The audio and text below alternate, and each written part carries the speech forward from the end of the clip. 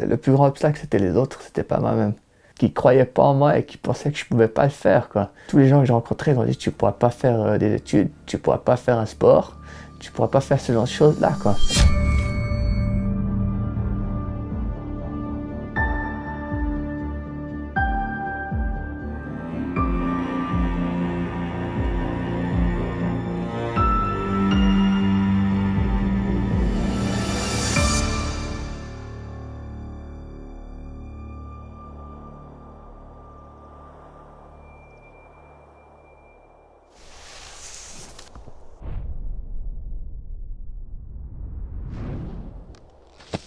En tant que bébé, déjà, je me disais, il y a quelque chose qui n'est pas la même chose. Parce que comme j'ai eu une fille avant, je chantais beaucoup pour les enfants. Et puis, il n'avait pas l'air d'entendre ça.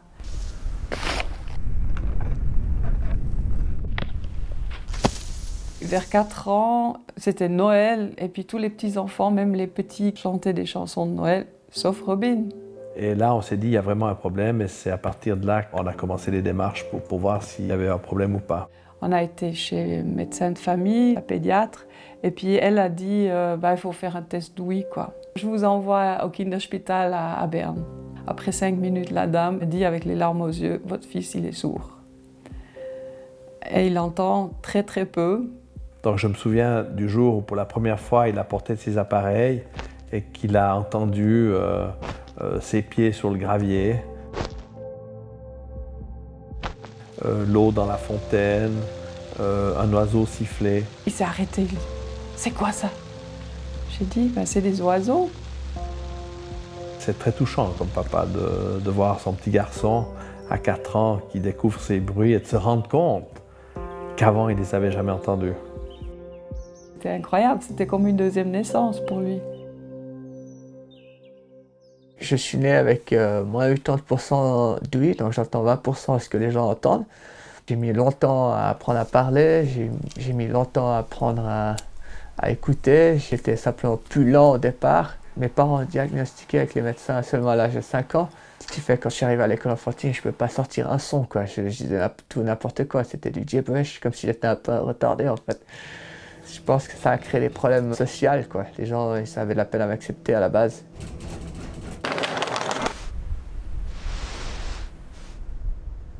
Le premier jour d'école, il y avait 2 maîtresses.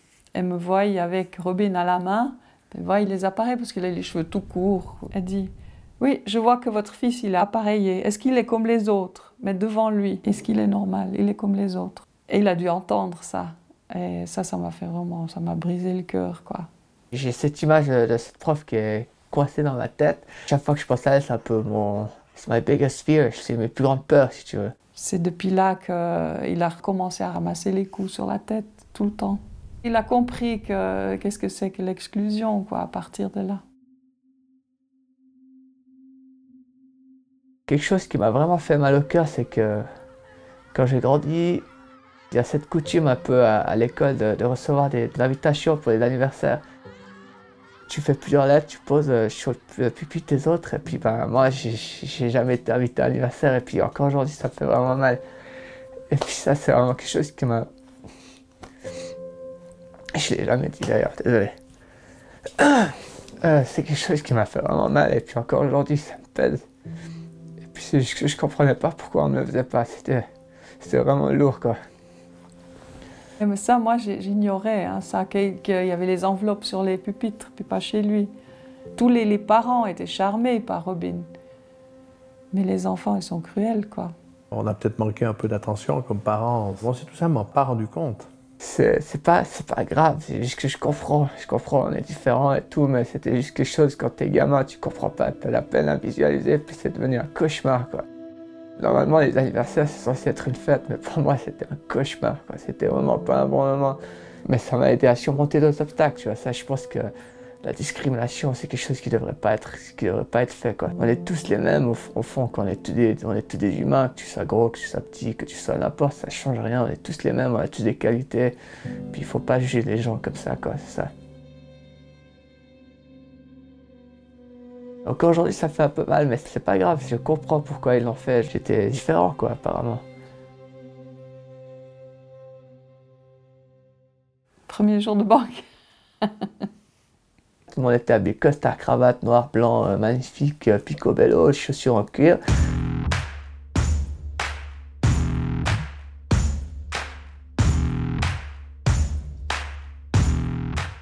Et ben moi pas. Alors je suis allé en short et chemise. Ils m'ont un peu perçu un peu comme un clown, quoi. J'étais juste pas partie du groupe. Je me suis dit que j'étais déjà différent physiquement, alors je peux pas encore expliquer que je suis sourd comme un pet, quoi. Ça peut pas jouer, quoi. Puis j'ai vite compris que ça allait pas bien se passer, parce que déjà ils avaient demandé qu'est-ce que c'était le hobby. Alors moi j'ai dit, ben, mon sport favori c'est le ski slopestyle, quoi, ski freestyle et ski dans la montagne.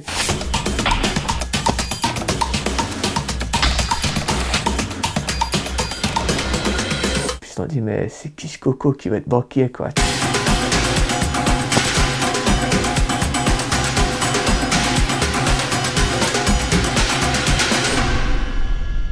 Alors quand j'ai commencé vraiment à plier aux règles, etc., ils m'ont mis dans les coffres forts pour aller compter les millions, mais à l'abri du regard de tout le monde, en fait.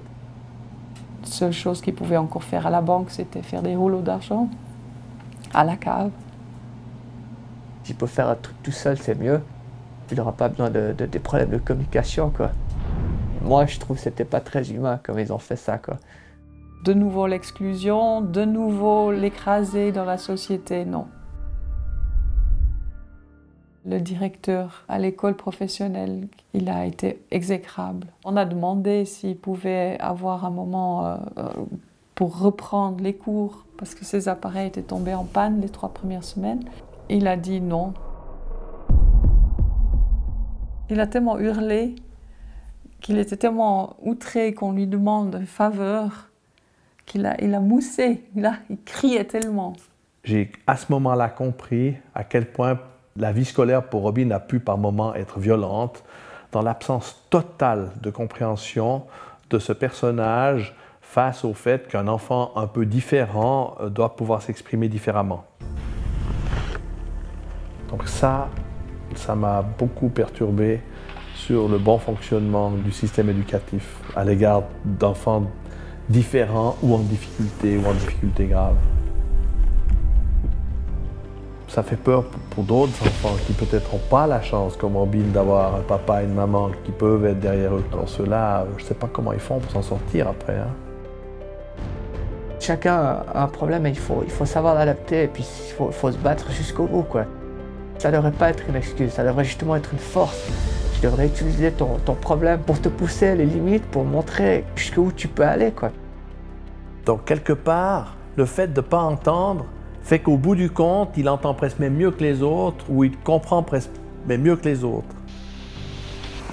Les sourds et malentendants, on se repose sur la vue et puis on fait la lecture labiale, on lit les expressions des gens, etc. C'est un peu notre seule manière de survivre, c'est juste qu'on développe cet instinct puisqu'on ne peut pas se reposer sur nos oreilles sans qu'il ait vraiment besoin de parler.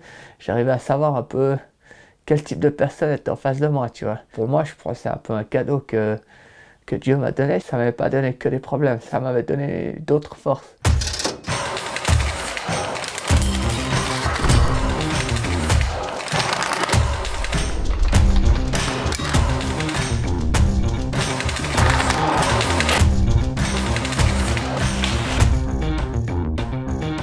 Quand je m'entraîne à ski, je préfère m'entraîner à l'abri des regards des autres. De nouveau, tu te fais juger, etc. Puis c'est pas mon but. J'ai vraiment choisi ski parce que tu étais seul avec toi-même. Tu n'as rien à prouver. Tu fais ça pour ton propre plaisir. Quand tu expérimentes la nature en telle qu'elle, c'est une force tellement plus incroyable. Et puis je me sentais tout de suite bien. J'étais loin des regards des autres. Dans le free-ski, c'est un sport, voilà, c'est freestyle, quoi. Tu faisais à ta manière, c'est comme ça, quoi. C'est celui qui avait un peu plus de couilles qui réussissait ou celui qui osait un peu plus. Je pense que ça m'a permis de donner une impression de chercher au plus profond de moi-même et puis d'être que avec moi-même. Ça m'a permis de comprendre la personne que j'étais.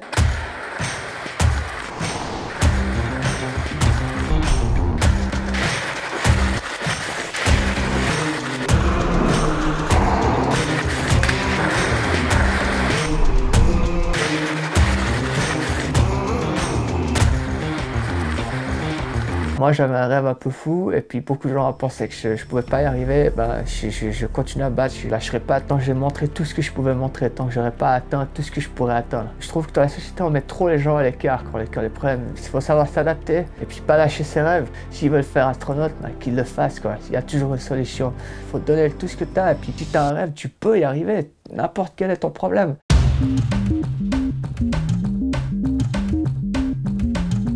Comme j'avais été si j'avais pas eu ces problèmes d'oreilles, quoi.